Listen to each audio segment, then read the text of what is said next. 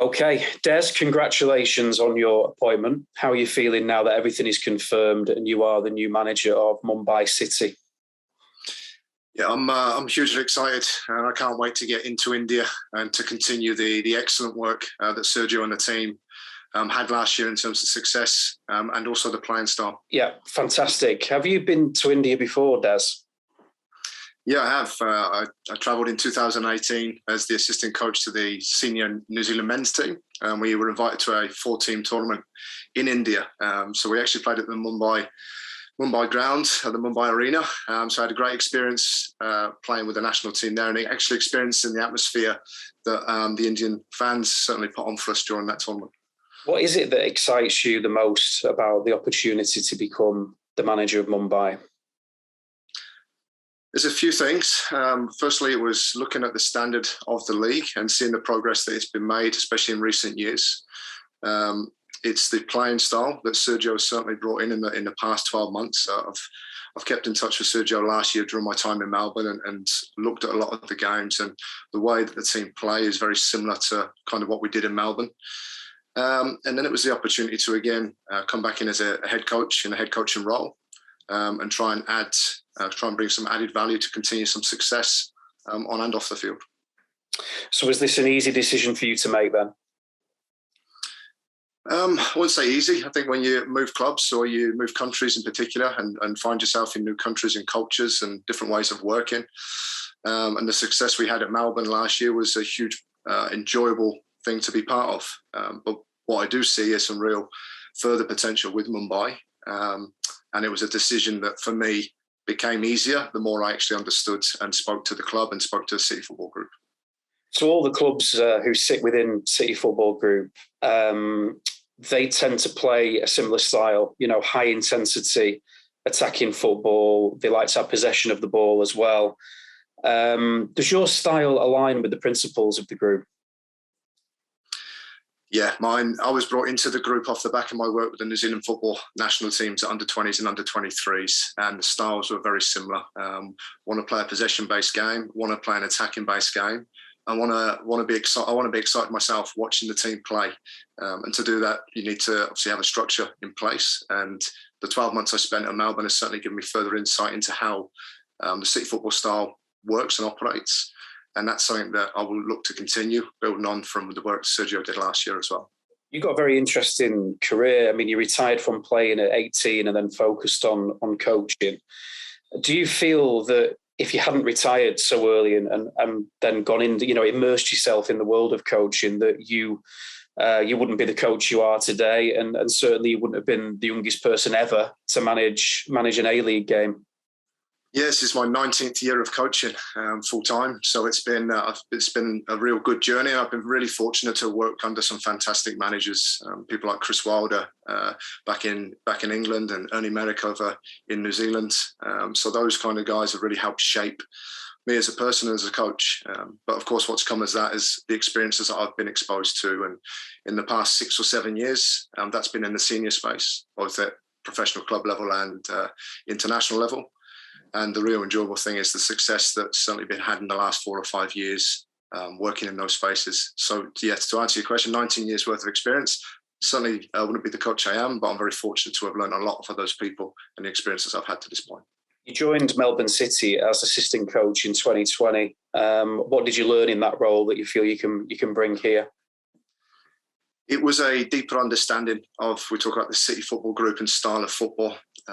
My role back with the New Zealand teams and trying to implement a very similar way of working, aligned already, but actually spending that year working under Patrick Kisnorbo and working with the playing group and having the success that we did has given me a really greater insight into how the product that people see on the pitch and on the TV, how we try and get to that to have sustained both playing style and success. So that's the big thing that I take away from Melbourne that I look to bring into Mumbai.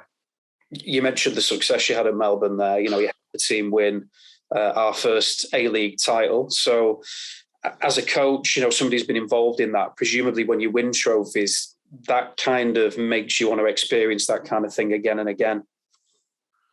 It does. And prior to joining Melbourne, we had some success at the World Cup. We qualified for the Olympic Games, and then to come to Melbourne and do the double, as it was for the first time in the club's history, you do is you look at motivation, and there's nothing better than, at the end of a season of a hard, what's going to be again lockdown periods, a lot of sacrifices people make to come out and have the success that certainly Mumbai had last year, and we were fortunate also to share in Melbourne. Winning is obviously the most important thing in football. The results are fundamental, but modern players, it seems, are increasingly driven by playing a beautiful attacking style of football. In your experience of being a coach, do you think it's easier to attract players and keep them happy when you play that kind of football? I would say so. I think players want to be able to express what they're capable of doing. And if you can get a group of players, or the 11 that are on the field, being able, comfortable enough to do that over a sustained period of time, whilst also working in a shared direction, and that ties into playing style and philosophy, which is very clearly set up at both clubs that I've come from and will be going into. It does become easier to attract not just players, but coaches and support staff to those roles, because they can see the outcome of that on the field. Let's talk about youth development a little bit and trusting young players. During your 10 years as a coach at Oxford, you helped, I think it was 24 players progress from youth team level into, earning their first pro contract. So for you, how important is it to work within a system that looks to develop top young talent? And what do young players bring to a team? I think the further we go into modern football, the more important and in focus we're actually seeing on young players. And a young player maybe 10 years ago would have been 24, 25. They're now seen as experienced professionals. So a lot of attention and a lot of focus has been placed upon these youth programs from under nines all the way through to senior levels. And I've been fortunate again to come through that system and work with players, and been fortunate to share their journey with them. So to come into Melbourne, and to come into a City Football Group that also share that value and that philosophy around promoting young players is an exciting one. And when I look at the Mumbai squad in particular, the average age of the squad falls around that 22, 23-year age group. And so in terms of the experiences that I'm able to hopefully bring in and add and share with those players in particular, I'd like to think that's something I can bring into that role that will help them develop a little bit further as well. Let's talk a little bit then about this new chapter in your career, the Indian Super League. What, in your opinion, does a team need to be successful in this league? I think you need, firstly, good people. And I think with the recruitment that the club have done to add to the bulk of the playing group that we were able to be sustained from last year, I think the recruitment's been excellent. And then for me, it's about being very clear on how you want to do what you want to do. And if you've got a very clear direction in what that looks like, and players and staff alike are aware of that, and that we're working towards that shared direction, I think they're the two key main ingredients. Good people hopefully provides good players, and then a very clear way where everyone can understand how they fit within that system to try and point towards a shared direction.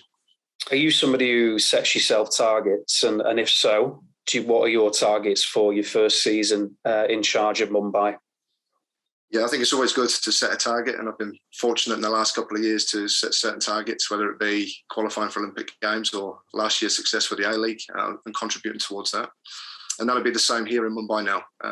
The team were very successful last year, winning the double. And our work now will focus on trying to retain that double and working towards silverware, but also trying to continue to sustain the playing style and hopefully evolve it in the coming season.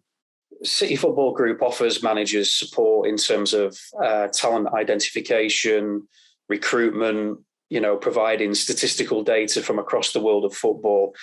How good is it for a manager to have that robust support network to help you achieve your objectives?